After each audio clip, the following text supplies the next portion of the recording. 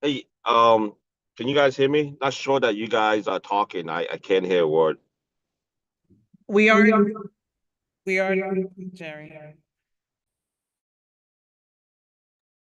Okay, thank you.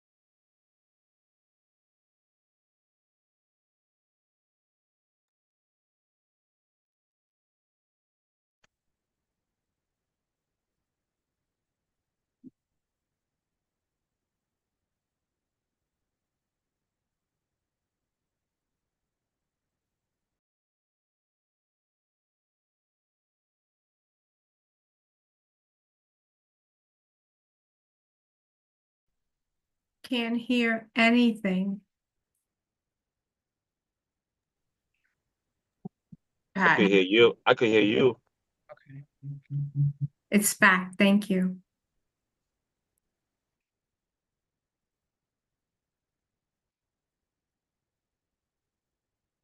Pat, you hear me, all right? Yep, we can hear you. Yeah. Maybe you and I just do the talking. Well, Tammy Lai just also says she can't hear. Hold on one second, Pat.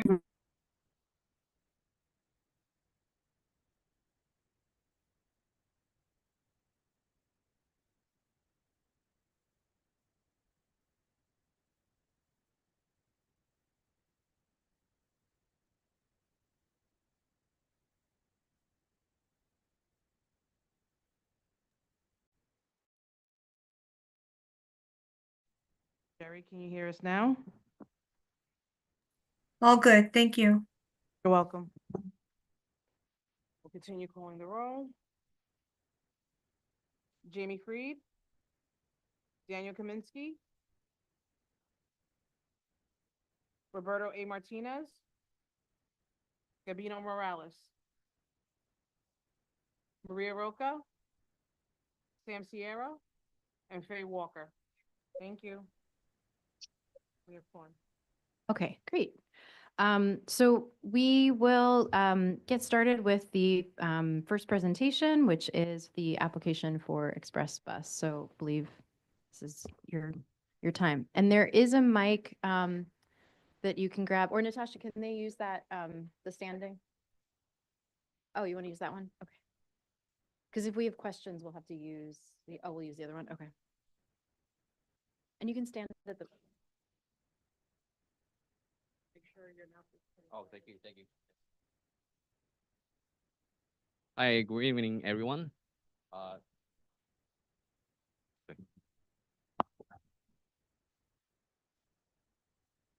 Thanks. Hi, my name is Eric from Express Bus.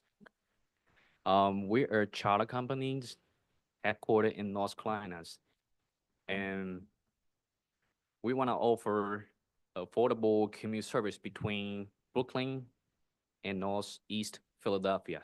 Right, I bring my teams here. This is Bill. He's been in this industry for like 22 years. Right, he's a bus driver, excellent mechanic. Right, he take care of his own buses. He's one of the founders. Right, and we have a JR. He's also the founder of the companies. He's a bus driver and also our current dispatcher of our company, right? And me as the office managers, yeah. My experience here is like I spent 34 years to gain my belly fat here. And yeah, my job is like whenever you have any complaints about the company, give us a phone call. I'm gonna write on the page, right? You have something to say?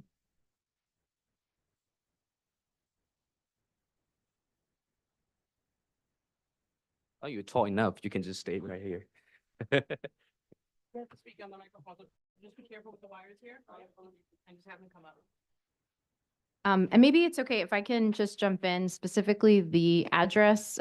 So the company Express Bus is coming in front of the community board for coming in front of the community board because they came to DOT, and so DOT gives the community board a chance to weigh in on this. We're going to provide an advisory vote on the consideration for their application for the specific address, John, which is, I'm going to need your backup. But it's 8th Avenue between 60th and 61st Street. Okay, so 8th Avenue between 60th and 61st Street is where Express Bus is coming to look to put a stop for their service. So DOT passes it to the community board and says, please give us comments, please give us your advisory vote. And so that's what we're doing in the transportation committee, and then we would be bringing it to the full community board. And so the company is here tonight. Just by way of mentioning, sometimes when these applications come to us, the companies don't come at all. And so I just want to thank Express Bus for coming and showing up as they are putting their application forward to come to our community board for this. So, and not only do we get one, but we got 3 representatives and the drivers. So thank you. And I'll pass it back to you. Good evening, everybody. All right, my name is Ramold Serene. As my associate has said, JR. But my name is Ramold Serene, and I'm a bus driver, also dispatcher / owner too of the company. And I have about 30 years in the transportation business, and that's how I make my living. And providing service for our communities and anywhere else, and that's what we do. We appreciate you take the time to listen to us to give because we want to offer that service from Brooklyn to South Philadelphia for our neighbors of our commuters. So we would like to excuse me for a minute, a little nervous here. It's my first You're time. good. Welcome. We're a nice bunch. Don't worry. Yes. So what we are more concerned about is, I know neighbors are concerned about safety. Safety is the number one things. We got noise and other things that might not be pleasure for the neighborhoods, but we are conscious and aware of that because I've been in this for a long time. At bus idling. Sorry, thank you. As far as having idling and cleaning, keep your neighborhoods, clean the way it's supposed to be, not having too much of you know, mess around our service, and we are take full responsibility for that. So we make a lot of changes over the years with our company to make sure that we fulfill those needs of our communities. So that's all I can say. But thank you so much for listening to my demand. Thank you. You. Request, not demand, request. Yeah. It's all good. Thank you so much. So if you're welcome to stay up there if you want to go back up, but we might have some questions from the community just about the application. So I'll just start out, and if you could just let us know the times, like how often, right? So you're looking to have this location, 8th Avenue between 60th and 61st. And how often do you expect the bus to be there, and for how much time? We're gonna have two schedules, two pickups. The first one's 9 a.m. in the morning, and then we have second pickup 8 p.m. night. And then, of course, this is like a round trip. Then we do have another two drop off, 12:30 a.m. and 1 p.m. Okay. And how, so the second question is how much time, like how long will the bus, I understand the pickup and the drop off, but how much time will it be there? So will it be there for Well, 1 hour before and then 1 hour? That's why I got after? my job. I'll be there every days, and then to like a queue a line, tell passengers like this is the lines, making sure the dry work is clear, and then like I'll keep them posted for the when the bus is gonna be here, and secondly, when buses gets here, I direct everyone and get on the bus.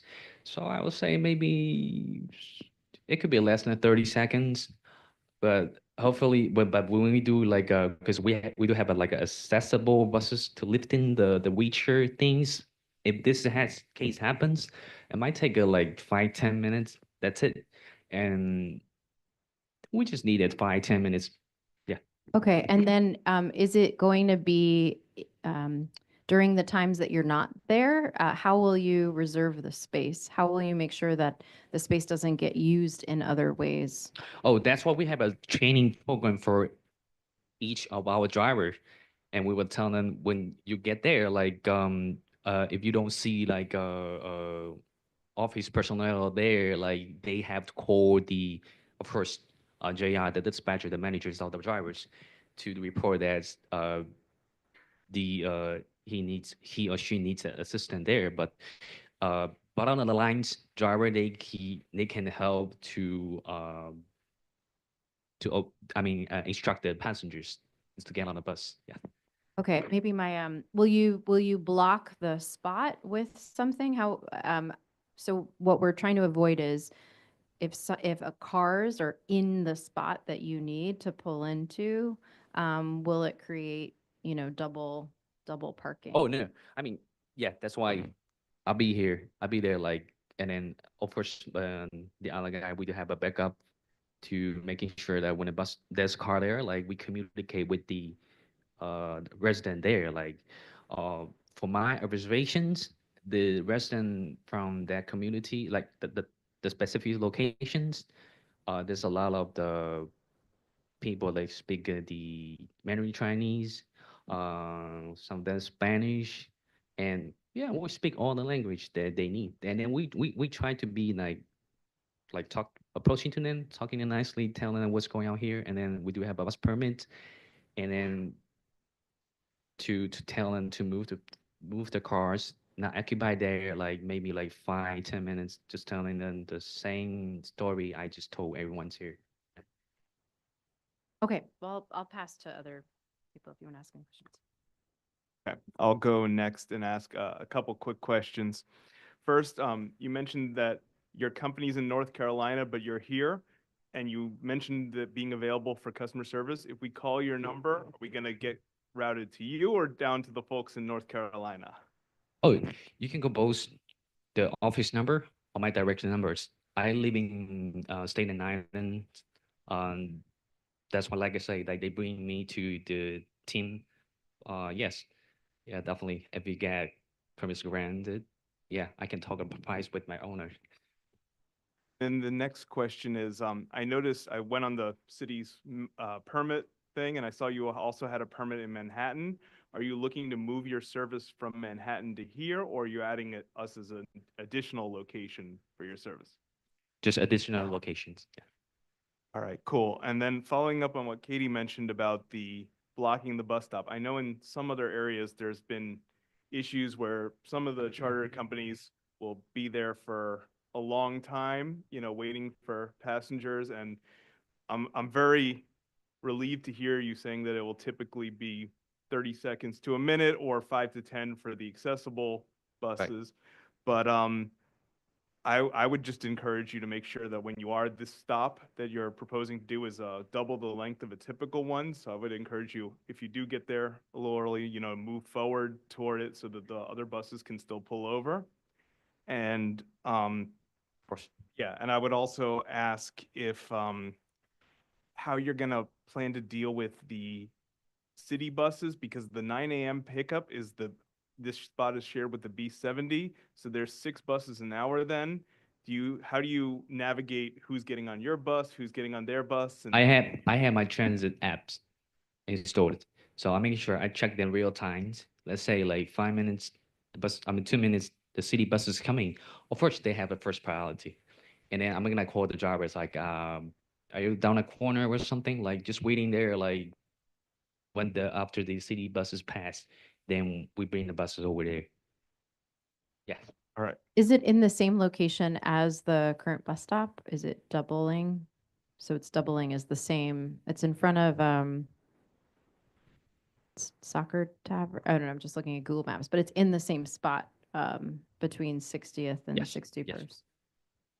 Okay, so we'll move to questions, committee members that are in the room that have questions, and then we'll move to committee members online that have questions, and then we'll move to anyone in the room who's just here participating, and then anyone virtually. So is that okay, John? Okay, so Faye, yeah. Maybe Joan, I don't know. Why did you pick this section, which if not the first most congested in the district, the second most congested in the district?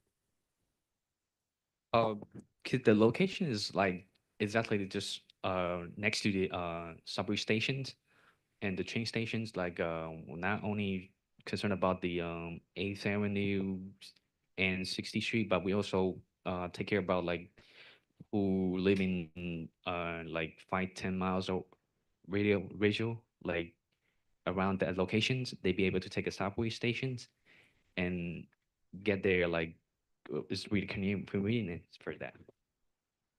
You not only have the B70 on 8th Avenue, you have the B9 on 60th Street. So that's 3 buses at the same location. Yeah, this is the kind of feedback that and questions that we want to raise that we can bring to DOT. So I think just, yeah, we'll make a Any note. one of us has driven, as I have, on 8th Avenue between 60th and 63rd. You know exactly what I'm saying. It's terribly congested. Yeah, I mean, and this is a private operator that's coming that presumably is leasing. Bring that out there. Yeah. Oh, yeah. And but stating for the record, it's a private operator that I don't know what DOT charges, but presumably there's some sort of application with the city. So the city is paying, right, is giving a permit and getting paid. And then they're coming to us, community board, to ask. So these are all good comments. So we'll go to Faye. So in the packet, it says 8th Ave at 60th Street. Could you actually clarify like which specific intersection and which part and what that looks like in terms of, you've mentioned there's 3 bus lines there. What is the parking restriction there? Can you just walk through in detail who's parked, who's coming there, and what intersection it is? Yeah, of course, yes. If you don't mind, like, let me check the Google Maps.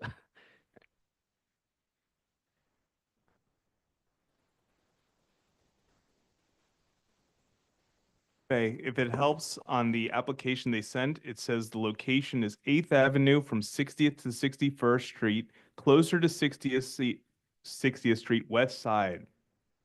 So it's the B70 stop there. So it's not the B9 one on 60th, it's the Okay, so 70 on 8th itself. okay, and it's not then, not the northwest corner of 60th. Thank you. The west side of 8th Ave between 60th and 61st. So like you said, in front of Soccer Bar. Is that the point of reference? Okay, and so who parks there? What do the parking restrictions look like, and what are the transportation stops at that point? That's our city bus stop.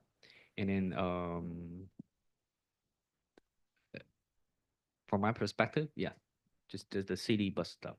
Okay, so the full area that you're requesting is just in the bus stop. It's not into the parking section at all? Your question again? Sorry. It's so the area you would use is just the bus stop section, not any of the street parking section in front of that. In the front, there's like a two spot for like a meter parking. Yeah.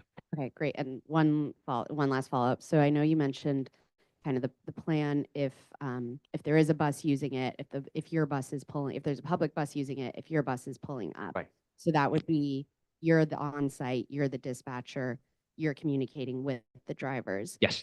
But Yes. in the instance where, say, there is already a public bus that has right-of-way there and your bus is pulling up, how do you reroute the buses just to make sure that, you know, you're not, because even if you're pausing for 30 seconds, if you're pausing, you know, two buses double parked, that can pause traffic. So do you have kind of a route planned out for how you would navigate the buses if there is an intermediate kind of pause that you need?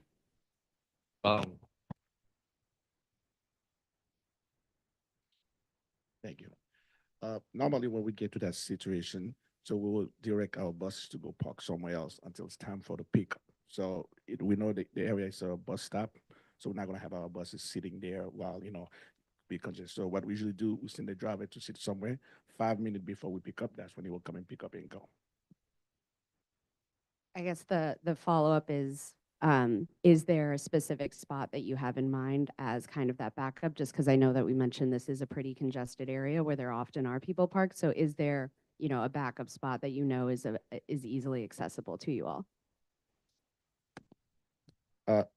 Probably not, because it probably too congested to have another stop there. So it'd be easier for the bus to go somewhere else and park and wait for our call.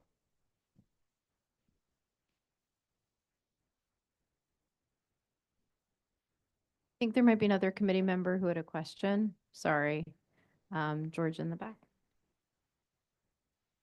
And we'll go to virtually, and then if there's anyone from the public, and then we'll move to a vote. Few questions. The bus is going to be coming in through New York City or Staten Island? Philadelphia.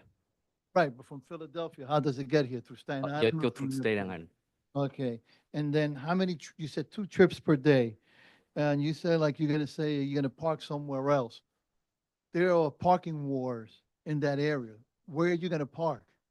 You know, and there's actually people there that, I shouldn't say that, actually own some of those parking spots. They're not going to let you park there. You're going to get into trouble. So I know you say if there's buses there, you're going to park somewhere else. Where is that going to be? Because as it is right now, people don't even want cars in the area. They're trying to put more bike lanes for safety issues and all that, and there's less and less parking spots.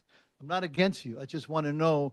And then at 8 a.m., if you get there, and then you double park and people got to get off regular buses, they're going to be going in between buses. That's a danger.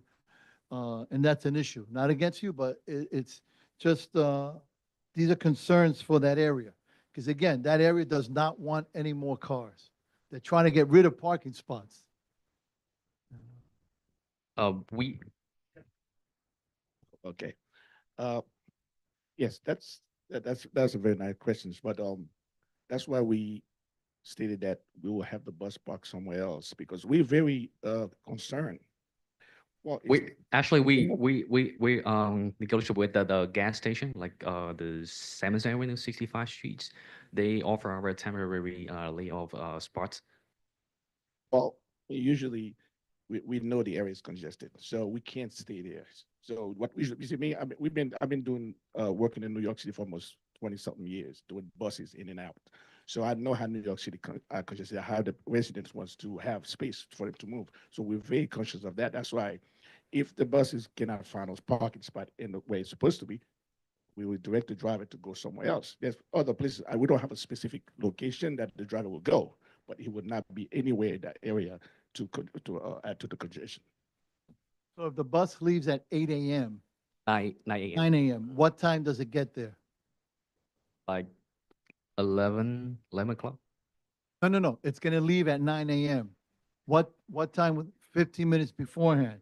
Now, in that area, there's a lot of people that get dropped off by cars, by cabs, and so forth. And I just see this as a congestion nightmare where everybody's going to go at the same time because that's rush hour. And it's going to be very, very difficult. Again, I'm not against you. I'm just bringing up these issues.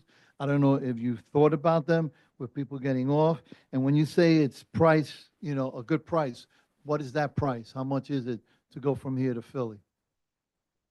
Our first we gonna offer like $18 from there to Philly. 1 week. Okay. I don't want to take all the questions. Anybody else? So it's just for committee members right now. So Jamie is a committee member, and then virtually we'll go to community board committee members, and then we'll come back to the room. And then we still have 2 agenda items after this, so just as a heads up for everybody. Jamie, Yeah, super quick. Just what other spots did you consider?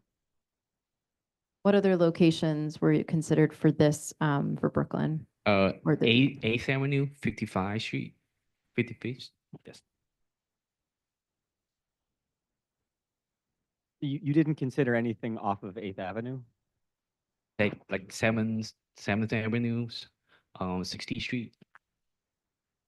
So it sounds like 8th Avenue and 55th Street, and then the other consideration was 7th Avenue and 60th Street were the other places. So it sounds like they're trying to choose locations based on proximity to public transit for people to join. You all have been there. You know how congested the area is, and so that's what you're hearing is a lot of concerns. I appreciated that you talked about idling because another thing is the fumes and stuff. And so thank you for putting that in your presentation is something that we're thinking about to not have the buses on and idling. But I think the other concern is just the volume of what's happening on 8th Avenue.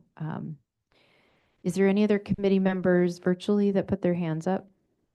Oh, there are. Okay, so we'll go virtually and then we'll come back.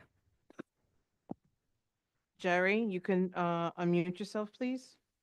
Thank you to all the fellow committee board members asking the great questions. I'm gonna follow up with a bunch of questions. Before I start, let me give you the operating company and a little bit background about that neighborhood. The bus stop you talked about is not just the MTA bus. There is casino bus also arrive at that location. So you are not just fighting with the MTA bus, right? You are actually fighting with the casino bus for space to park. That's number one. Number two, my question, please try to answer this question. You mentioned that customer service is very important to you guys if there's an issue. And you tell me that in that community, there is folks that speak Cantonese, Mandarin, and Spanish, right? From hearing the question that my community, my board members are asking, I have a sense that the customer service, the way that you guys are answering questions is not that great.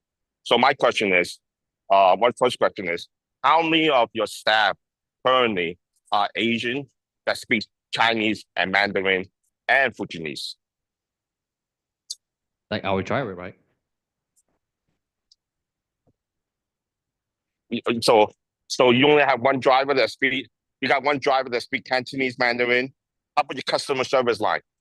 You know, We have like 22 drivers, and When people call that, and pardon me going very direct, when people call the customer service number, how many of your folks, right, that you hire, like currently, that speak Cantonese, Mandarin, and Fujianese? right now we have one speak Mandarin, Cantonese, and the other one speak Mandarin and Fujianese, and we have So one you, speaking of Spanish. so you tell me you have 2 employees that's currently working at your company that will work as a customer service the time that you guys are operating. Yes. Okay, so okay, good. So you guys have okay. My next question is why you mentioned that you work with that gas station on 65th Street, right? So you could park your vehicle there. I don't know, have you been to the gas station? It is a very small gas station. How big a bus are you bringing into that neighborhood? How many passengers? The capacity 55. So 55 passenger bus, right? It's pretty long, right? How can you fit a bus into that gas station and park there? Because you know that gas station, right? They also operate as a car wash too, right? I'm sure you guys know that since you guys research the neighborhood. Yeah.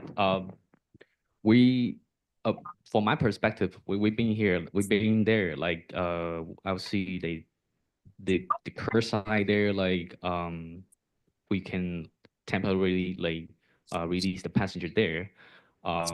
If that So wasn't, yeah, you're not answering my question. My question this is right. this How is do your bus right? How can your bus a 55 passenger bus fit in that gas station? yeah, this is a very good comment. So we're gonna find another gas station that has a wider space to feed our needs. So Jerry, we have a few other committee members with questions. Okay, Do you one mind more if I- question. One more JR, question. I'll move on. can you take down that notes that we have find a wider space Okay. for the yeah. Chairperson, I have one more question. I'll move on. Okay. Okay. Okay. And my last question is like, why 7 and 8 Avenue? As my other board member mentioned that it is very congested. Right? And you are bringing more congestion. Well, how come you guys didn't look at it 4th Avenue or 9th Avenue or 10th Avenue? Why in the Chinese community? We have enough buses So I already. think- Bus casino. No, so I'll let you answer that, but I think what I heard you say was the public transportation connections, and that there were 2 other locations considered, 8th and 55th, and then 7th and 60th. But do you want to talk about any other locations and any other reasons why you chose that one? It's really close to the MTA transit, like The N train. Capri, and then Yeah. we may transfer because not all of the passenger living in the neighbors, like they probably can be living in like a Bay Ridge, they probably can live Benson, who's Okay. So we'll go, there's another, if it's a transportation committee member, I think it might be a board member who has a question, or it's a board member. Okay. Okay. And then I'm gonna recommend that we move to a vote because of the direction this is going in. Yeah. Pat, go ahead. Pat, please unmute yourself. Hi, I have a few questions. Of the 55 passenger seats that you have, how many are wheelchair spots? wheelchair spots. We have if this is ADA accessible wheelchair bus, we're gonna have a 1 ADA seat and another remaining like 53 regular seats, and then that's why we have a customer service. Well, for people we need for whom need ADA services, they can call us in advance, like 45 hours before their departure. Then we can arrange the standard buses for them. And then if there's like a 2 or 3 passenger they need the services, we might consider like to charter other buses, or we might just personally using like a minivan to take that transportations, or we can tell the next available bookings for the ADA services. All right, so this is your only stop in Sunset Park on 8th Avenue. Where are you going? What's your final destination? Because I didn't hear where you were going. It's called St. Vincent Street, in northeast Philadelphia. Okay, you're charging $18, you said, and that's round trip to bring, going and coming back? Well, 1 way, $18 1 way. $18 one way. Is there a discount for seniors? It's in proposal. We didn't go over detail about the prices. But our first couple of prices. Well, I suggest you do think about that because there are a lot of seniors in this community, and $18 each way might be a little bit too hard on them. Okay. And my last question, this is Monday through Friday, are weekends included? Yes, that's 7 days a week. 7 days a week. Okay, thank you.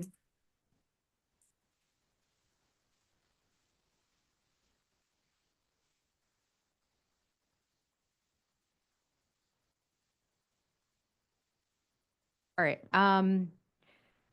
So um, I'm just going to actually move it towards a vote and a proposal for resolution.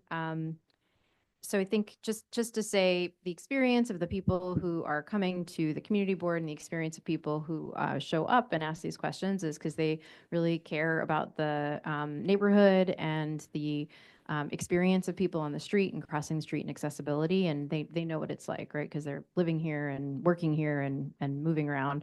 And we have had it was several years ago. There was a discussion about 8th Avenue making some changes to 8th Avenue specifically related to safety and accessibility because of issues that have happened, and it didn't progress, and then it got abandoned by the administration, by the mayor.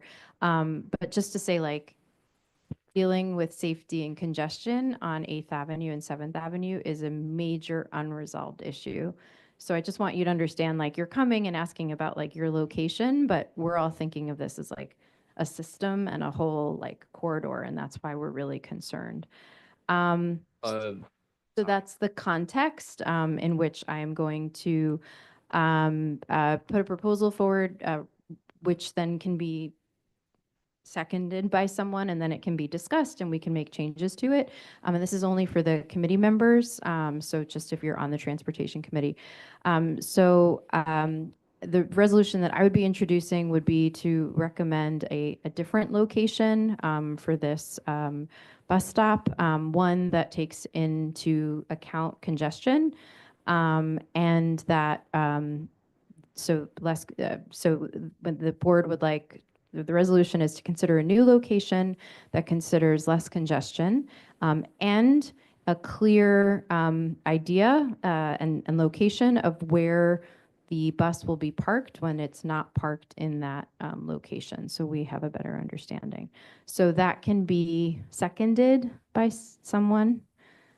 So seconded by Faye, and then now it's open for discussion. So if any of the committee members wanted to make a comment on the resolution or make an friendly amendment or make any changes to it, they can do it now. So it sounds like John might have yeah. You can go ahead. All right, I'm gonna say that I actually think that the resolution should be to approve it, but to put the stipulation that there should be that they should look for a new layover place or consider it or test the layout. Or I definitely, I guess, explore a new layover place. And the reason I say that is because before you go forward, is because my understanding of reading the city's regulations on this is that these permits are somewhat statutory, but that our role as a community board is to recommend stipulations. Now, it's been a long time since we've had an intercity bus permit here, and so I may be wrong on that, but that's my feelings on it. And I also want to say that my thinking is hearing your discussion about the other locations you considered. I know Jerry mentioned about the casino buses. The only other active permit in CB7 right now is that 55th and 8th, where it would conflict with the other bus. So I would think that that would actually not be as good. And so the 60th is better. And I also think that the 60th on 8th Avenue is a little better than the 60th or the one on 60th at 7th, just because I feel like that one has, doesn't have the advantage that this location has, where it has a double long bus stop. And I think that DOT, kind of encourages the double long ones so that when two buses do come, that there's more flexibility. Now, those are just my thoughts, but others can discuss what they think as well. Just I know getting everyone comfortable. So we have a motion on the floor, which I should have been more explicit. So it was basically to disapprove. And what was on the floor is to disapprove and for them to consider a new location with less congestion. And then and a location where the bus will be parked. John has now said that he had a different idea. That wouldn't be a friendly amendment. That would be a change. So, but we're just discussing it right now. So, yes. We're going to stick to people who came in the room first that are committee members, and then we'll go online for discussion. So, George, you need a mic. And then we'll, yeah. I think I've been in meetings here where they have been discussing making 60th one way, 7th and 8th one way. And if that happens, that's going to be a real big problem for them. So I think we have to find out what's really going to go on before that, because there's a lot of talk about those. And if I'm wrong, please correct me. Any other people in the room who are committee members as this is on for discussion? If not, we'll go virtually and then we'll. Okay, all right, we can go to Jerry. Jerry, please I unmute just- yourself. Thank you, John. So the other casino bus is actually in front of the Soccer Tavern on 60th Street and 8th Avenue, between 61st and 60th in 8th Avenue. And there's another bus stop actually on 60th Street on 8th Avenue between 8 and 7. So there's 3 casino bus stops in that area. So I want to make. Go ahead. No, so go ahead, it's go ahead. no. We're glad you're mentioning that. Is it possible that they're unlicensed? Because the records that we have from DOT don't have that listed. I lost you. Say that one more time. Sorry. Is it possible that those are unlicensed that are parking there? Because according to the New York City the DOT records, we don't show that. It could be right. It could be right. Again, this is also my worry, and I'll make the amendment after this. My worry is because there will be a bus layover in those locations for an authorized bus, which means that if this is approved, or where will they go if there's buses there? That means they have to go somewhere else, take up another parking, take up anything else. So my amendment is right. I think Katie, I like your too, right? Look for another location, right? Amendment to look for another location. Also include a local office, right? Actually, physical location in front where the bus stop, where the bus stop at. For people that might have questions or anything else, that they could go to them directly instead of making a phone call. So let me know if I confuse you. I can repeat that.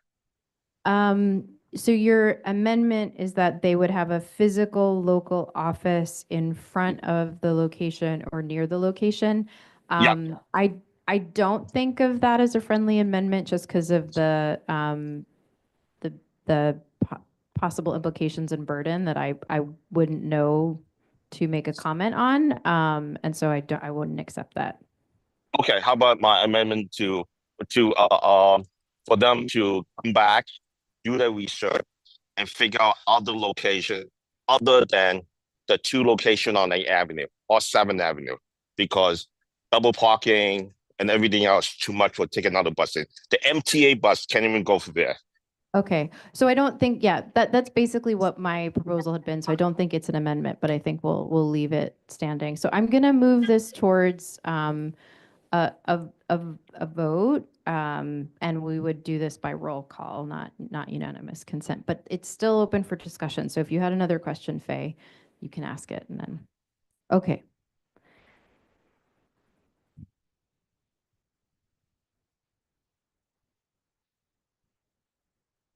Just Hello? keep talking, yeah. Okay.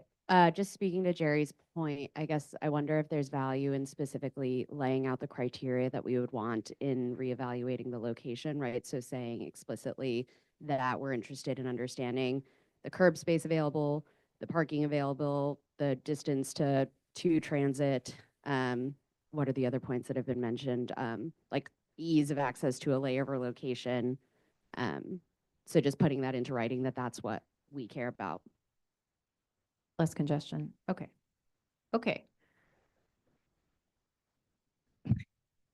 If this fails, that would then, this is no with stipulations. If this fails, that would give us an opportunity to vote on John's, which is yes with stipulations. I didn't introduce an amendment, I just did discussion on the motion. So you could propose an amendment if it failed, but that would, one step at a time, you know? It would just be a new motion if this one failed. Have to do a new motion, yeah. okay, so we'll wrap up the committee discussion. And again, the proposal that we're voting on, we'll do by roll call, is to, because of everything that we've heard tonight and taking that into account, and given the experiences of what everybody has shared, is to disapprove this current location with a request to find a new location with less congestion, and to clarify where the layover of the location will be. So that's the discussion. It's just among the transportation members, so for the committee discussion. And this is all procedural, so that's why I know that our operators had wanted to interject, but this is just a discussion that's happening among the committee. No, because it was already seconded by Faye, so. Okay, so we'll go to a roll call vote with Natasha's help. So, so it's a disapproval, so it would be yes to disapproval, right? Yes means no. Yes means no, yeah. Okay. So there's going to be a vote on the motion. Yes is to disapprove the application. No is to be in support of the application, or you can abstain. Katie Walsh, Yes. John DeLuper, No. Joan Body,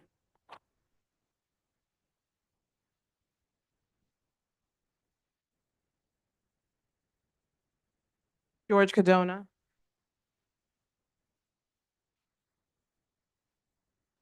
Jerry Chan. What is your vote? Yeah, Please yeah, unmute. yeah. Yes mean no, right? So it's yes. Thank you.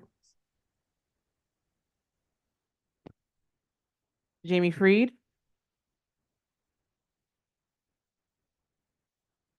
Daniel Kaminsky,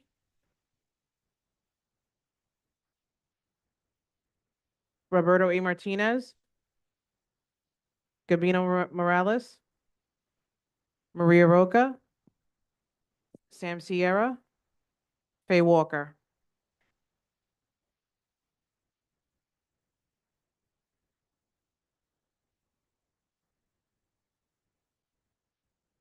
So the motion passes for the disapproval.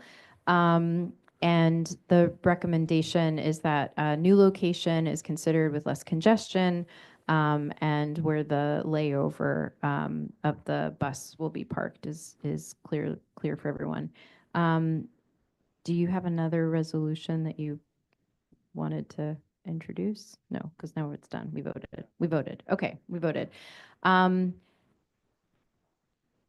Thank you for coming, and I imagine this is not the outcome that you wanted, but I want you to know that we recognize that you showed up.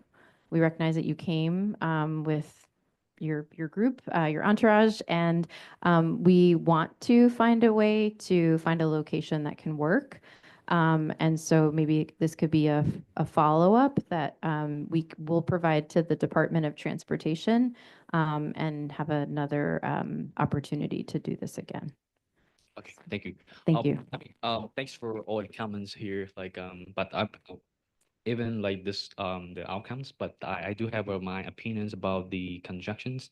Because construction is the most challenging issues throughout the entire cities, and from my perspective, like it's even better to get all those just like because you mentioned like there might be some unauthorized transportation company like they lay over there. Like if we get all of these people like uh like tell them to get all the bus permits, and Enforcement, yeah. we can check the time frames like that it doesn't bother the MTA buses, the transportations, and then once we have all their information, we assign specific the pick and drop off location. I mean time for each of the transportation company. Everything seems like be like orders like these would definitely like reduce the constructions, but because from my perspective, like even some of them like don't grant for the bus permit, they still picking up passengers there, like Yeah. the constructions, but definitely not us. No, I If you understand. say no to me, definitely we just trying to find a better solution, like other options, how we can do it. But like my concern here, like we really concerned about like why we picking out 7th Avenue or 8th Avenue. Like I said, it's really convenient for the those residents, like especially like senior resident. They cannot just like if you like let's say like we get granted like 4th Avenue, 5th Avenue. That's like 15-20 minutes walking to the train station. It's not that convenient. Yes. Thank you so much. Thank you, thank you. Thank you. Thank you so much. And we're gonna transition to our next session agenda item, but I also want to say that we know that for people who are trying to do the right thing, we appreciate that you came and you're trying to go through the process. So we have our next agenda, which Angela, I think, are there several presenters or is it just you? It's just you. Okay.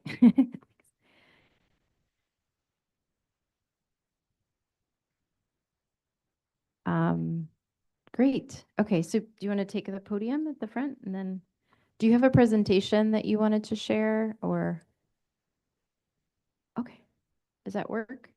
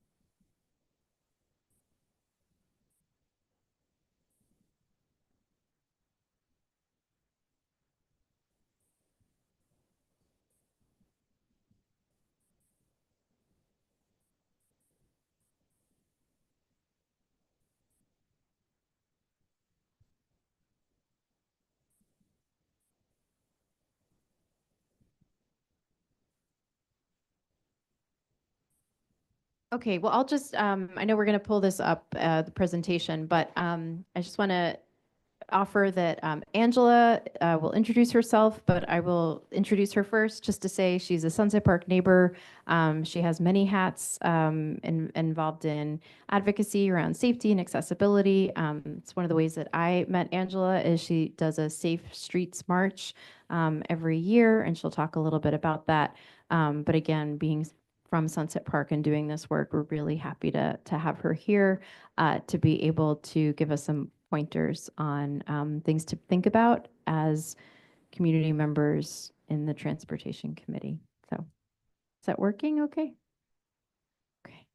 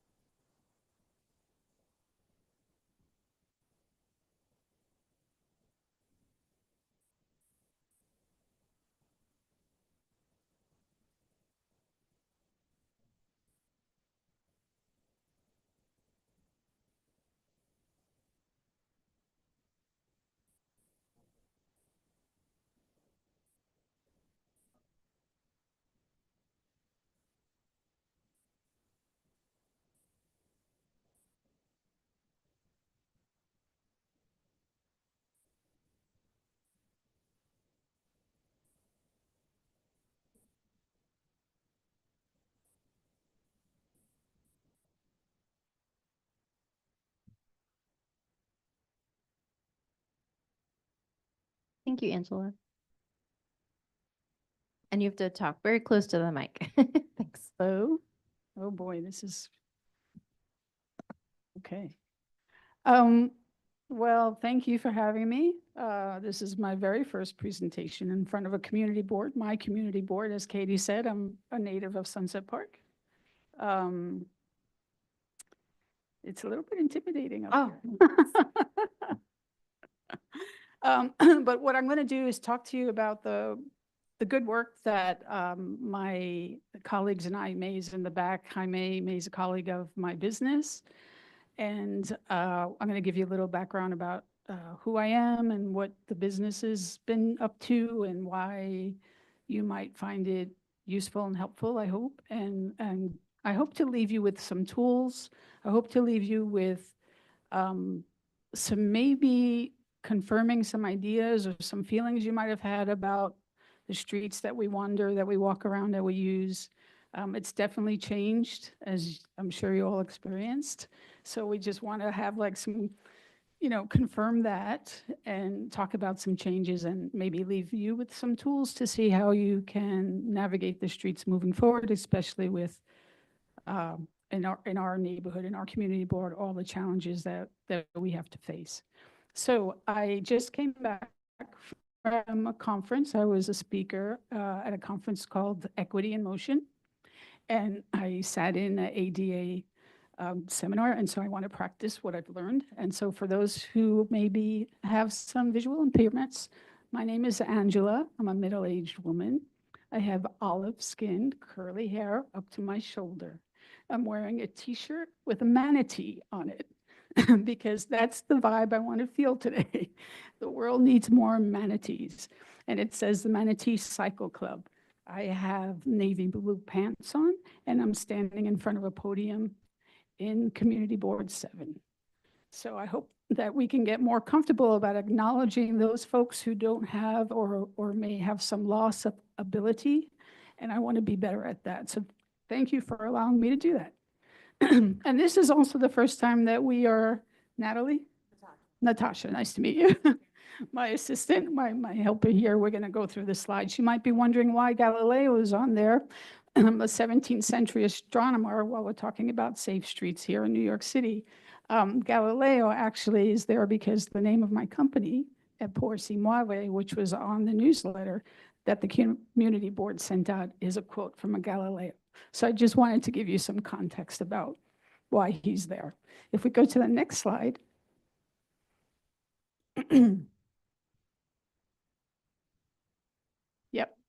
Yep. So a little bit about me.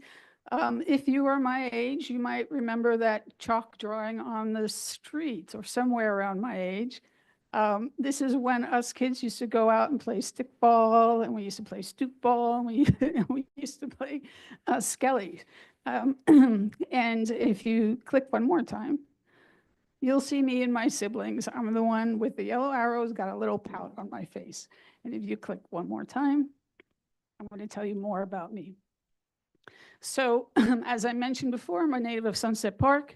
I like bikes. I've always liked bikes. I never stopped riding bikes. Mostly I ride bikes to do my errands, to get to places of business, to visit friends and family. But I also have the good fortune of the use of my legs. And I also am a licensed driver. So in 2008, I founded my company, Por si muove, a quote of Galileo, who we saw just before. It's mostly a design studio, a content design studio for corporate businesses, and we worked mostly with digital and internet services. But in 2012, I and my family had an unexpected tragedy and caused me and my family to rethink a little bit about our place in the world and how fragile life is. And it made me pivot to be in an area that I felt more passionate about and I felt more alive in. So I started to volunteer for a nonprofit and a bicycle nonprofit. And then shortly thereafter, I learned the skill to be a bike mechanic and worked in a local bike shop as a mechanic. And for any of you who are in corporate, and then you go to small mom and pop retail shop, I have to say that that transition was mind-blowing, totally different. And I learned a lot about neighborhood businesses. I learned about family businesses. I learned about retail shops and services. And it was really wide, eye-opening.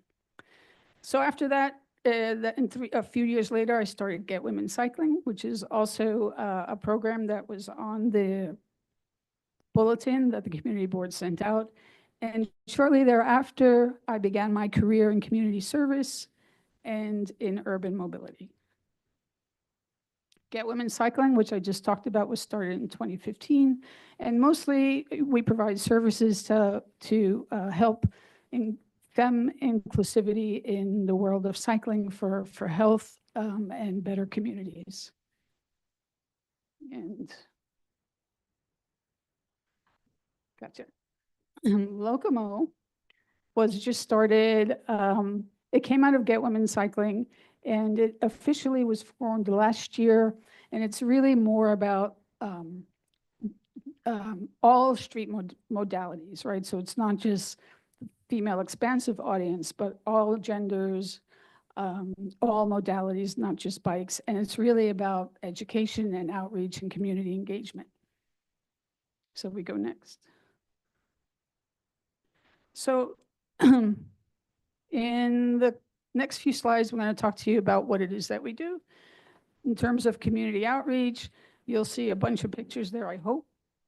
And that is me and my team, May of which is in the back there. We go to different communities. We work with the transportation of Department of Transportation, various units within the Department of Transportation. We do outreach, and we speak to anyone and anyone who will come to our table and wants to learn more about how to get around in New York City. What are some of the rules and regulations? How do they get started? And in those pictures, the top one on the left was right here in Sunset Park at last year's Earth Day.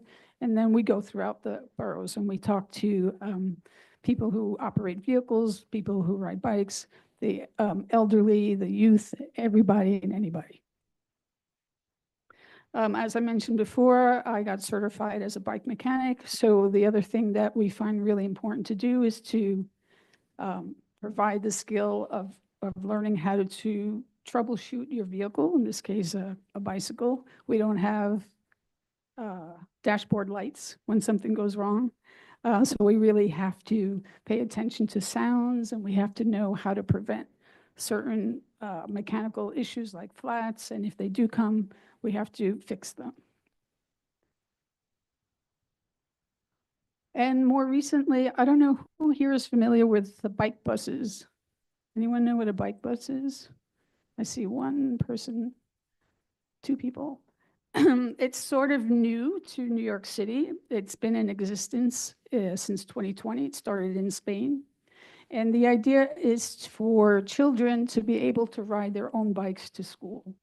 And the way that they do that is that a bunch of older adults or young adults will get together and volunteer their time and services. Usually school parents and teacher are involved, and they try and get the school to allow the children to bring their bikes into the school so that when they ride them there, they have a safe place for them. The volunteers will come up with a route, and the kids will get the tracker for that route, and parents will join in on a bus, similar to a bus, and there'll be stops, and the kids join in, and we all ride to one school or many schools if they're along the route. And this is the Bergen Bike Bus here in Brooklyn. Okay.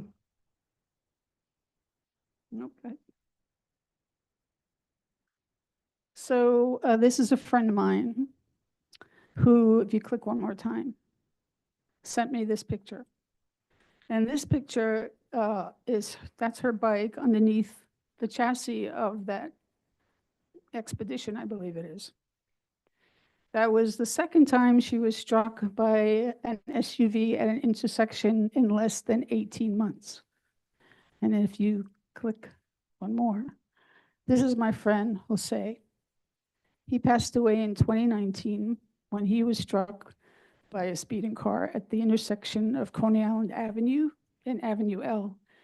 This is widely known. It was all over YouTube. There was a dash cam, and that was a tragic loss. Next, please. And this is me.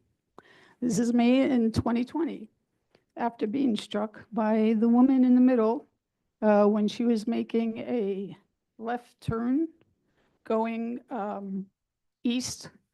She was on 4th Avenue making a left turn east while I was going north. And there was a collision at the intersection. And this is the result of all of that tragedy. In 2016, I started to realize that we need to do more than educate people who ride bikes, but we need to educate also those people behind the wheel of a car. And that's because our streets has changed so dramatically, yet the education, the very little that we get when we drive automobiles, hasn't changed in decades. So what we do now, since 2016, we continue to do is go into local driving schools and give a brief presentation to the drivers about what they can expect in today's New York City streets.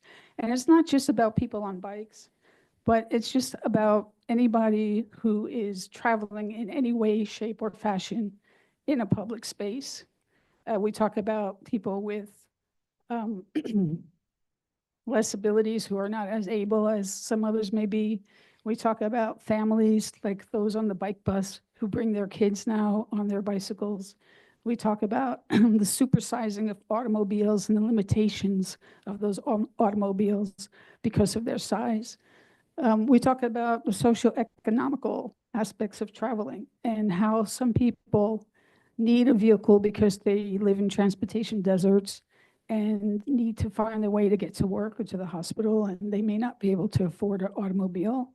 And we talk about all sorts of things, and we take questions and we take feedbacks. And each time we go over our presentation because we always learn, and we want to make sure that we listen to everybody. This is what Katie was talking about. Every day in November, we do a march down 5th Avenue, and I hope all of you will come this November. It's November 16th. It's the World Day of Remembrance, and this is a day recognized around the world for victims of traffic violence. Right now, there are over 1 million people who die due to collisions on roads around the world, and we know that this can be prevented.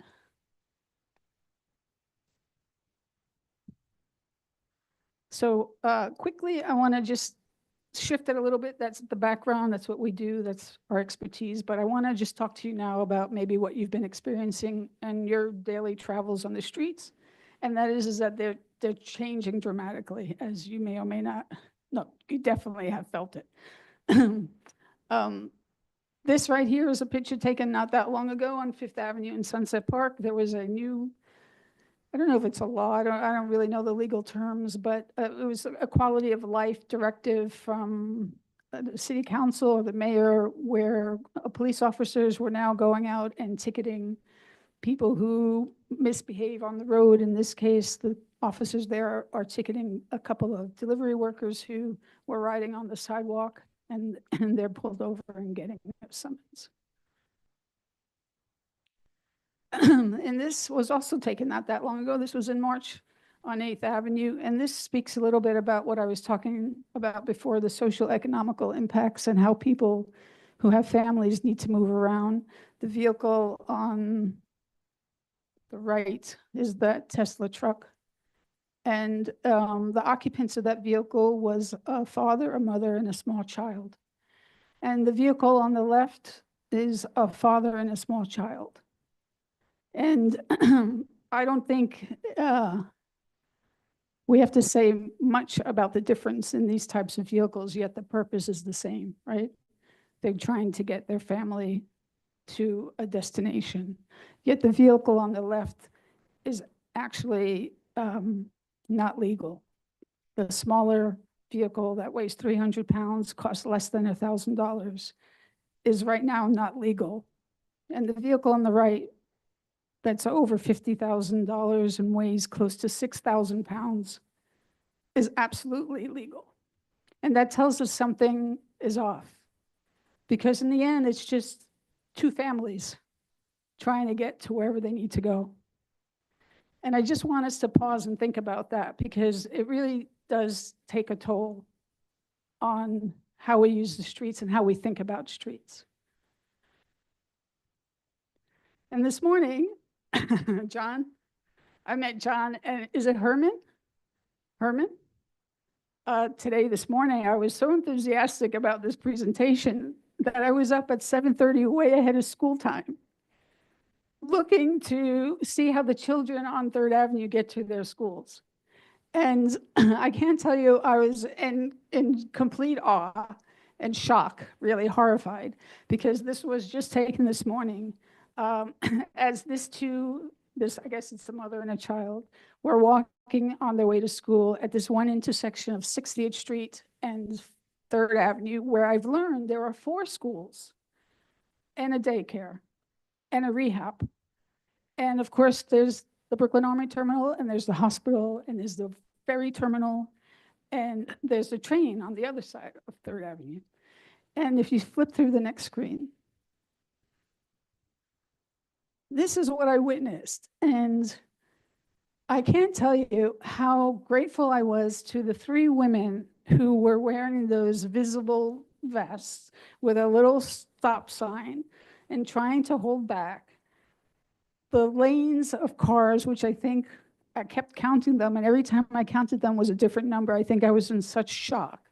It was either 14 lanes, 11 to 14 lanes, any of it. It's all mind-blowing to believe that there is that many lanes, and children and elderly people and people with canes and who are going for rehab have to cross this crazy street. But this is real, this is our reality. And this street hasn't changed since the Gowanus Expressway went up in the mid-50s. If we go to one more. I know I'm speaking to the choir here, but it was just really shocking. And what I wanted to do is just pause a little bit and show how is this acceptable. Like, you don't even need to do the street redesign that we went through all the trouble for, just to put a pavement that is not bricks that are all loose, to put a sign to let the mounds of cars know that school kids are crossing, it's just mind blowing. And it just speaks to a system that was really never built for anybody outside of the automobile. And as much as we love cars, and I love a car too, and I value how we use them, that's not to say that we cannot redistribute the space and be more inclusive of the majority of us who don't drive cars.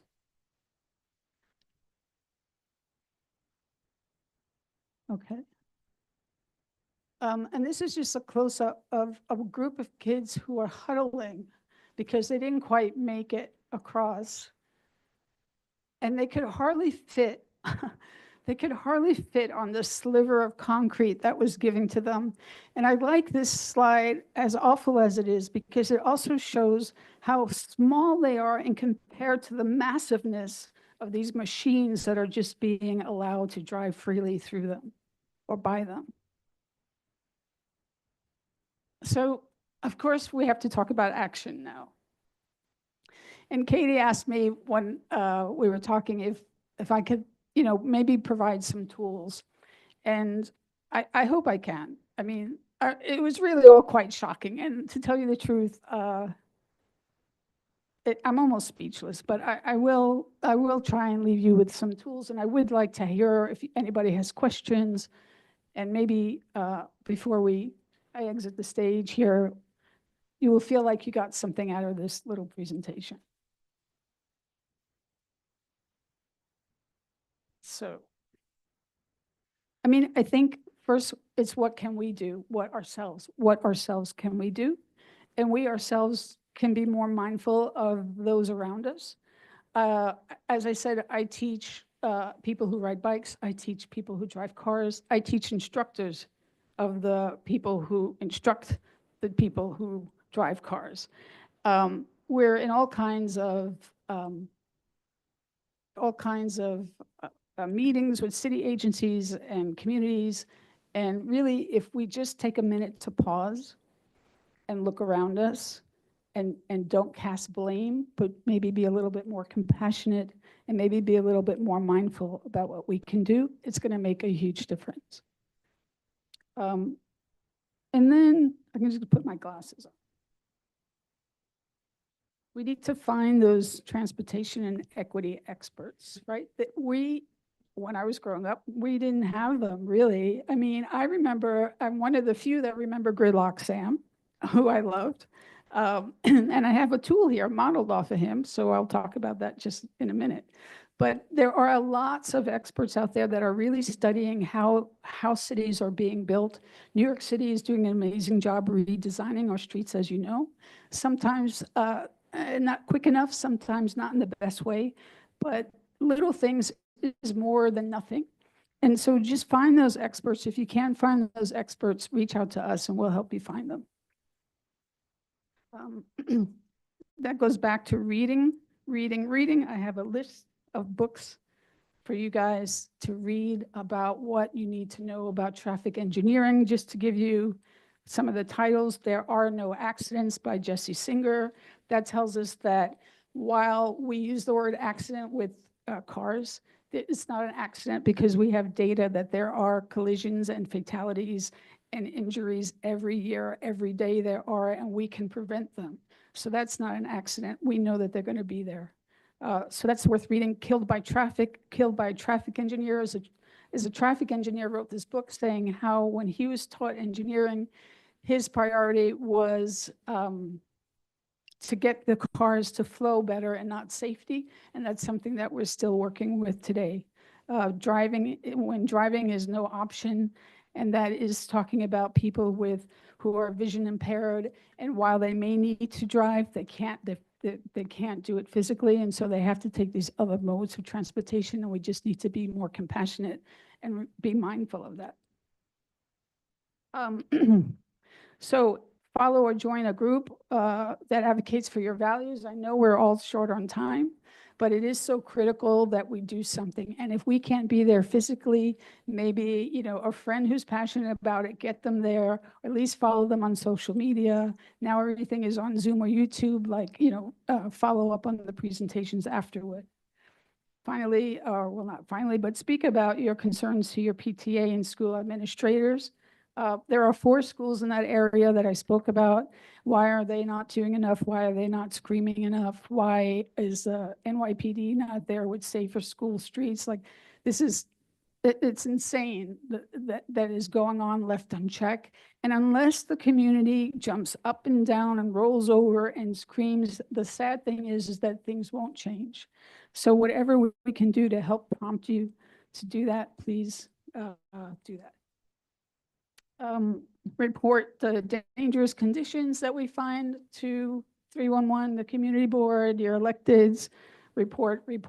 What I learned today, John, at that intersection from the school crossing guards, which I was shocked again, is that the traffic lights go out.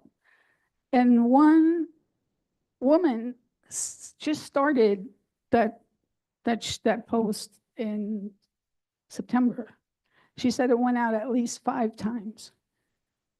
That means there's no red light, green light, yellow light. Like the lights are out in that 11 to 14 lanes of traffic, which is unheard of, crazy. And then the other thing you can do is participate with us, and there should be a video that goes in that spot. But if you go on YouTube and follow Get Women Cycling, there is a video that we did in 2020. It's being shown at the local driving schools now, and it basically, again, talks about the awareness of how the streets are changing, how there are so many more people in cities, how there are so many people walking and riding bikes, how cars are getting bigger. And that video talks about how to navigate them. The Safe Street March is what we said before. If you all are here, please come. This November 16th, we meet on 5th Avenue by OLPH, and we march down to 44th Street. And that's right here in the community. That's a great way to show how angry and upset we are. We need volume. And we just say enough is enough. We need to not wait for another fatality to happen. We need to be preventative. And that last one up there is Ask Mo. That's our tool that's very similar to Gridlock Sam. I'm going to leave some postcards here. Maybe this is your first thing that you can do. It doesn't cost you anything. It's a tool to ask Mo, which is my team, Mo for Mobility, anything and everything you want to know about the streets. Like what is this new sign that went up? How am I supposed to ride my bike or have my kid ride my bike? What should I do if I'm hit? Anything and everything that you need to know about streets, you can ask Mo, and that will go directly into our databases. And myself, along with all of our cohorts, from city planners to traffic engineers to lawyers to enforcement agents to electeds, will provide you with answers, so it's a credible source with vetted material. And that you can do at home. And then, next slide. Oh, there's the video. Okay. It may not play, I don't know.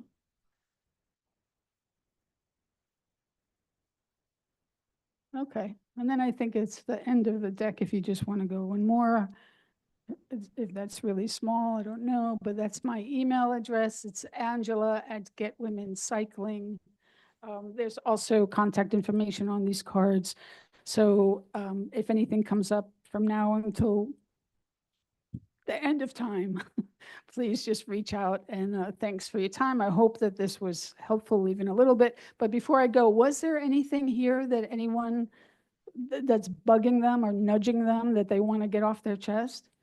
So 2 things I just wanted to mention, Angela, is that we will be reporting this to the full board meeting. So we'll make sure that the video link is included in your email and everything. So just so you know, it'll be included in the larger minute. So it'll hit the bigger board. But is there any questions in the room, or to the point that Angela asked, anything you wanted to raise? I think Joan, did you want the mic? Where's the? Oh, okay.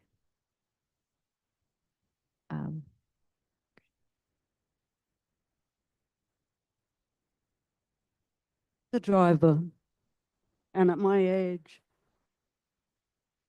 I'm not getting on a bicycle. Why do bike riders not obey the traffic laws? And all due respect to everybody, don't you think that that's one of the reasons why we have so many accidents? I'm not saying that drivers are not at fault.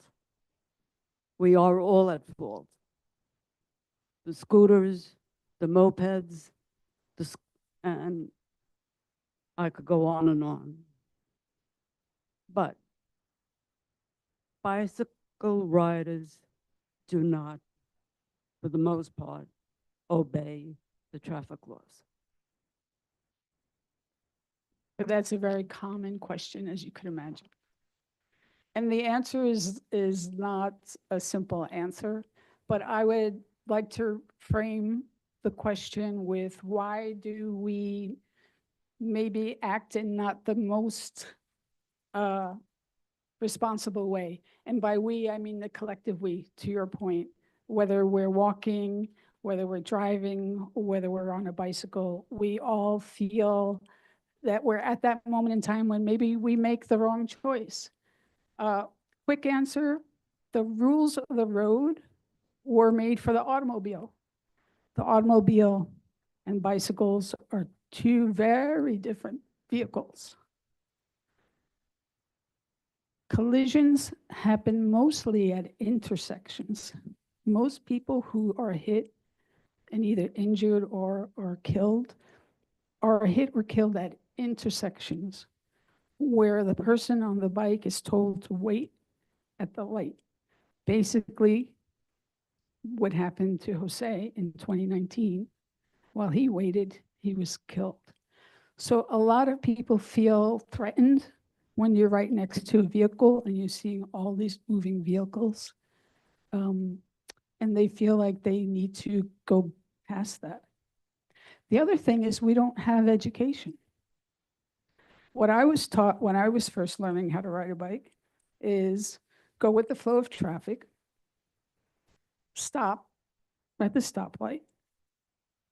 And now we have bike lanes that are going, city bike lanes that are going against traffic. We have some intersections with bike lights, just for the bikes, some intersections with just the car light, some intersections that have both, some intersections that have none, and nobody knows what it is that we're supposed to do. And this is constantly changing. Do you know how many bike lanes there are? At least 5 different bike lanes. One is on the sidewalk, but I was told I'm not supposed to ride on the sidewalk. One is protected, one is shared, one is along a park, one is in a park. One, and most of them don't lead anywhere because at some point they end, they just stop. So it's extremely confusing. We're doing our part. We're doing our part to try and make sense of it. But there's definitely not a lot of initiative. There's not a lot of money in educating people on bikes. There's nothing mandatory. And just so you know, just because you get an education doesn't mean you stop behaving badly. So we try. Thank you. Thanks for listening. Thank you, Angela. So I do want to encourage the Ask Mo is something that we can fill in. And then I also want to thank Angela for going to 3rd Avenue at 7:30 this morning to experience what that looks like. The issue that you raised of the lights going out, every time this comes through, we send DOT a note and they're looking into it and they don't know why 60th and 3rd keeps going out. So I think this is another reminder that the school crossing guard is giving you that information. So thank you so Yeah, much for coming. Thank you. Thank you. Thank you. Can I leave these Yes, yes, here? please. And you can hand them out to everyone who's in the room. Okay. Thank you, Angela. That was excellent. Thank you. And so this is a transition to the last agenda item, and I appreciate everyone we had, I think the first hour was spent on the bus application. But so the last agenda item is on the Third Avenue Street Improvement Plan. And so it was actually an excellent segue that Angela just gave us to talk about it. And so here is the continuing update on Third Avenue Street Improvement Plan.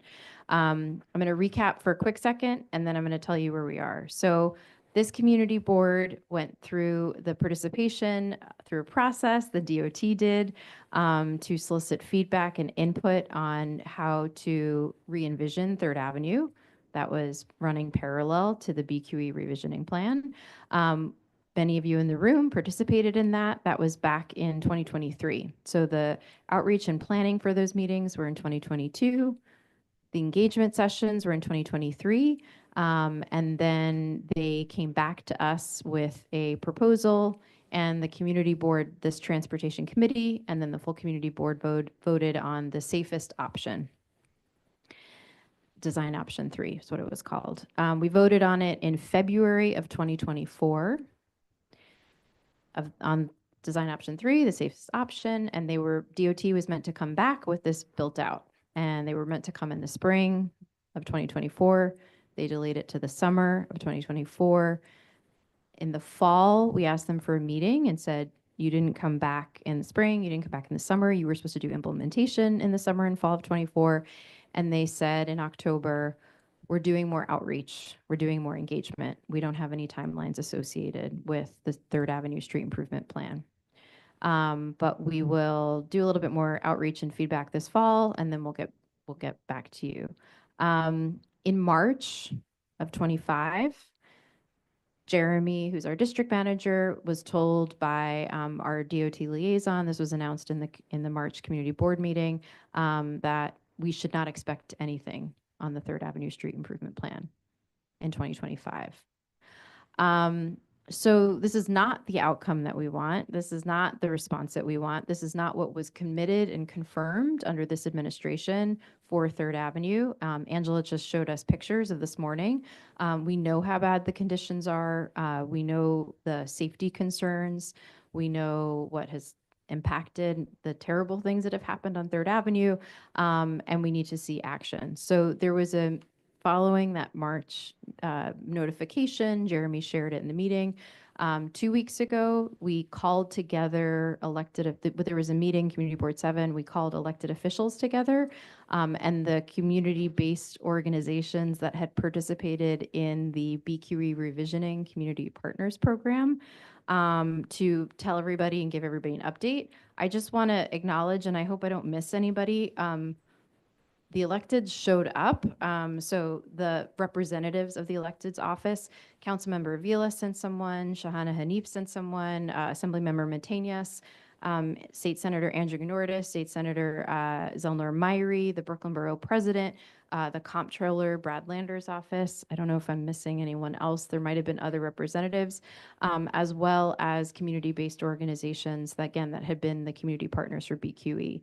That included the Southwest Brooklyn Industrial Corporation, the Fifth Avenue Committee, Women's Empowerment Coalition. So in the discussion, it was the next step and I will get to the committee part of this, but the next step is that Councilmember Aviles is following up with DOT to find out what additional outreach was done, who was the additional outreach done with, the DOT is saying that they had to do. What did they learn and how will that impact any of the Third Avenue design changes? And what is the timeline associated with this? So because Councilmember Avila said she has not received any notification from DOT about this. So there's been nothing that's come her way. So that's the quick next step. But other things that were discussed were, do we need to get out on the street? Do we need to hold some kind of press rally? Do we need to pull the schools together? Do we need to pull other organizations? There's a mayoral election that's in June and again in November.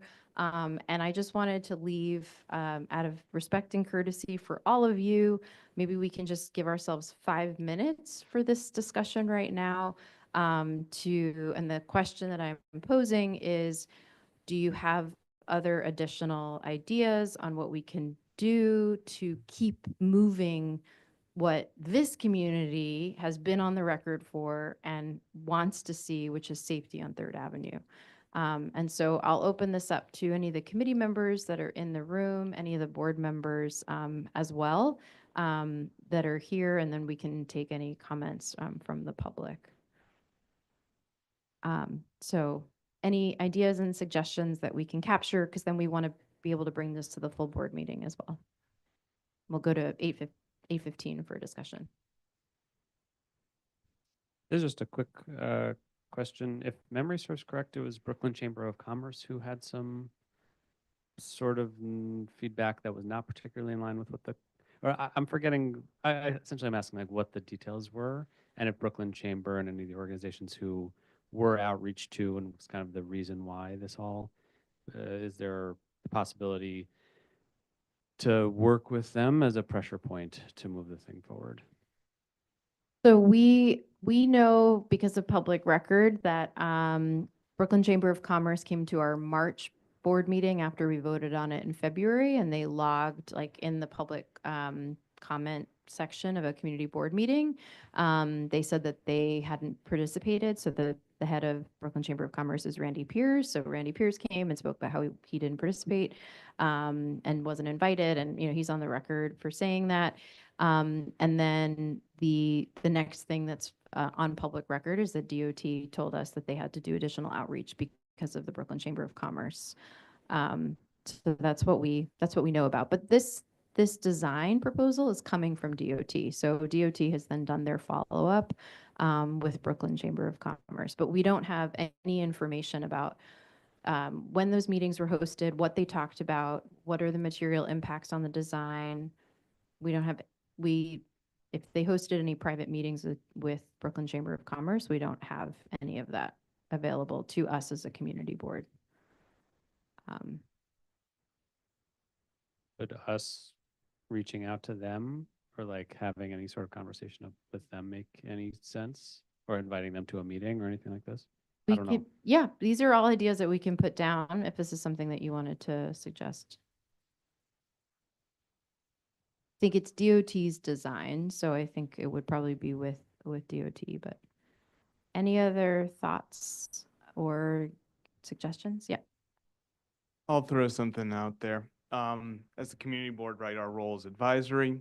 We can always have the committee, you know, we could decide whether we want to vote on a letter, strongly worded letters expressing concern with the delays, asking them to come back to us soon, noting that it's been over a year and that, you know, we'd like to see what they're doing. Because in the meantime, you know, they're doing a lot of unpredictable things, right? Like on Third Avenue, there's movement where they're finally doing the greenway that they had talked about in 2014, where it's up to 29th Street, that, you know, they're adding a lane on the sidewalk there. But that's also a little weird because when they first came to us, they were like, oh, you know, it's compatible, you know, we'd sort them out in the planning thing. And it looks like they just like, you know, forgot about one and went to the other. So my thinking would be to, you know, if the committee were interested, we could vote and say, look, this is urgent. We need this. There's data about how dangerous it is. It's continued to be dangerous. We need you to come back with that final design and a timeline for implementation. That's my thinking on it. I don't think we need to vote on it, and we just lost Joan. So lost her, but we don't, but it's a letter. I think, okay, so we can write a letter from this transportation committee about timelines and continuation. Okay, any other ideas and suggestions? George, maybe I'll put you on the hot seat because you work on Third Avenue. So if you have any ideas about what to do, that would be welcome. Yeah. If we do draft this letter, it might be powerful to circulate it to some of the sympathetic elected officials like council members Aviles and Hanif and Andrew Gennardis, and maybe some community organizations, and kind of have each of us send a draft of essentially the same letter to the DOT in synchrony, to create this sensation of like a groundswell of support. I think one death is one death too many, and we've had too many on Third Avenue. I have a sign in front of my office, bikes get off the sidewalk. It's the law. I've had people kick it down and all that. Most bike riders, though, are very, very respectful. I've seen cars ignore the traffic ladies, almost run them over. It's scary. And when I was young, I was taught if you're driving and you see a bouncing ball, what do you do? Who said that? You stop. These guys don't. And I think if I ever hit a child, it would be horrible. And now, with DMV, with the books, when you read them, let's say a bicyclist or a pedestrian is 100% wrong. You're still in a car. You got to stop. You can't say the bicycle is 100% wrong. That kid wasn't looking. I have the right. You're in a car, that machine. And I think people forget that. Sometimes I think we should get shirts and all the shirts be yellow and say slow down and have everybody wear them on 3rd Avenue so people could see it. Because I just don't understand how somebody can just, an extra 5 minutes, and if you hit a child, it has to be a horrible feeling. I can't imagine. I would never. And again, even if the child or bicyclist is 100% wrong, you're in a machine. You got to stop. You can't say, I'm right. I had the green light. And on 3rd Avenue, there's been times where, and Kathy, thank you, Kate helped me, is on 3rd Avenue, the light has been green on both sides. And I've taken pictures, and you've told me to send them to 311, and I've done that. But that's scary to see green light both sides. So both people, they feel they're macho. They got to go through that light, regardless of what. And it's a scary situation for these kids. And I've been there in the morning with those schools and so forth. And people, I just don't understand how you cannot care. How can you scare a child? Thank you. Every day, when the turning light goes on 60th Avenue around rush hour, 2 people go through the light. Every day. I wish I could record this. I've always had a dream of trying to get the news involved. To get the news involved with somebody with power to show the whole world what goes on our intersection. And there's nobody there enforcing it. They go through the light and everything, but you got to see this. You got to see it and you got to film it. And you film it, maybe other people will be aware and say, wow, this is dangerous. And it is dangerous. I look everywhere, even up when I cross there. Up, down, all around.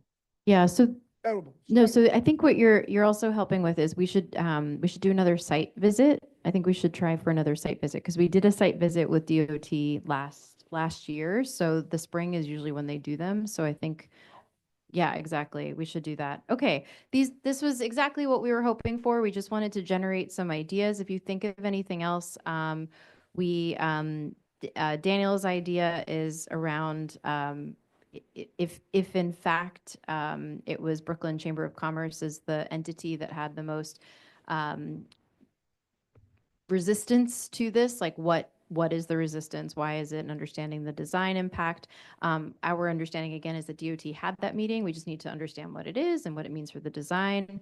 We heard about a letter that gets signed by other organizations, maybe a site visit with some elected officials and transportation. So these are all things that, just to again say, like, the timing is important because we're at the tail end of a current administration. We'll see what happens before a new administration starts. Because again, there's a primary in June and then a general election in November. Okay, so I'm going to move to wrap up unless there's any other burning points.